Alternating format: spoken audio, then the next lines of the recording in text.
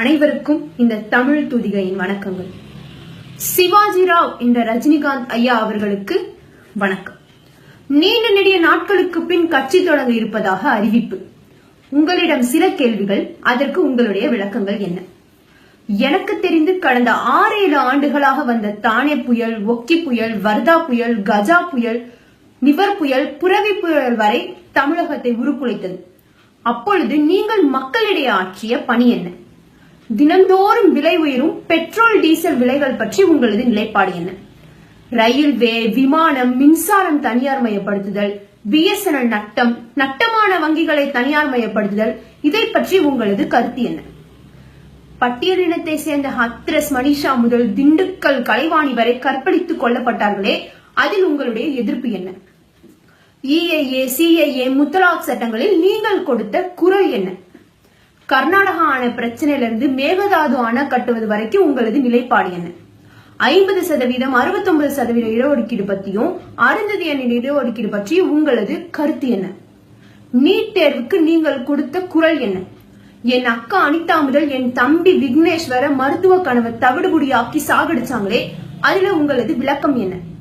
என் தமிழ் மீனவர்களை நிர்வாணப்படுத்தி வலைகளை பிச்சு சுட்டு கொன்னாங்களே, அதுல உங்களது கருத்து என்ன?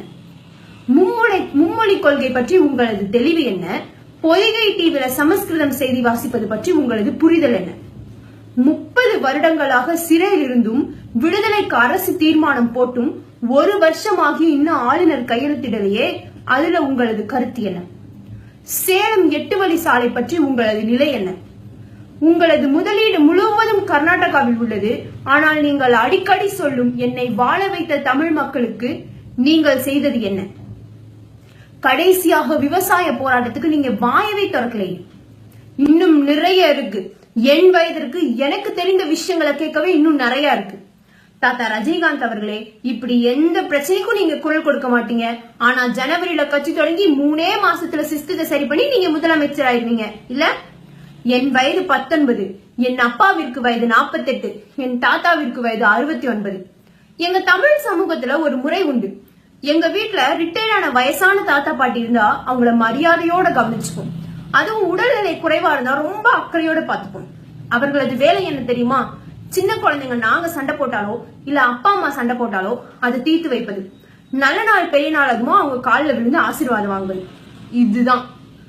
நீங்களும் எங்களுக்கு ஒரு தாத்தா மாதிரிதான், அதுவும் உடல்நிலை குறைவான தாத்தா. அப்ப நீங்க என்ன பண்ணணும்? சரி, அதை விடுங்க. 45 வருடமா சினிமால நடிச்சிட்டீங்க. உங்க படத்து கட் அவுட்டுக்கு பால் அபிஷேகம் பண்றதும், உங்க பிறந்த நாள் அப்போ போஸ்டர் ஒட்டி உங்க வீட்டு வாசல்ல தவமா கிடக்குற என் அப்பாவோ சித்தப்பாவோ யாரோ ஒருத்தர் கூட இல்ல உங்க கட்சி தலைமையை ஏற்க. இந்த உலகிற்கு அரசியல் சொல்லிக் கொடுத்து பண்பாடு நாகரிகத்தை சொல்லிக் கொடுத்த தமிழ் சமூகம் ஐயா நாங்க. யார் யாரோ வந்து எங்களை அடிமைப்படுத்துறதுக்கு எங்க அப்பா மாதிரியோ தாத்தா மாதிரியோ நாங்க ஒண்ணும் பைத்தியங்க இல்ல.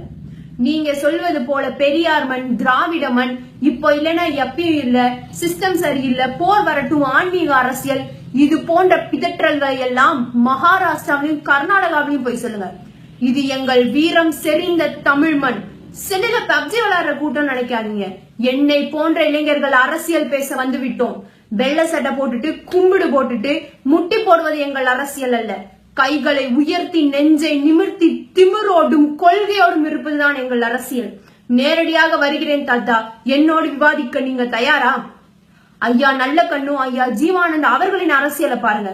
அவர்களின் தூய்மையான அரசியலை பாருங்க. அர்ப்பணிப்பை பாருங்க. கொள்கைகளை பாருங்க. அதுதான் தூய்மையான அரசியல். எங்கு பிறப்பினும் தமிழன் தமிழனே, இங்கு பிறப்பினும் அயலான் அயலானே. வாழ்க தமிழ்.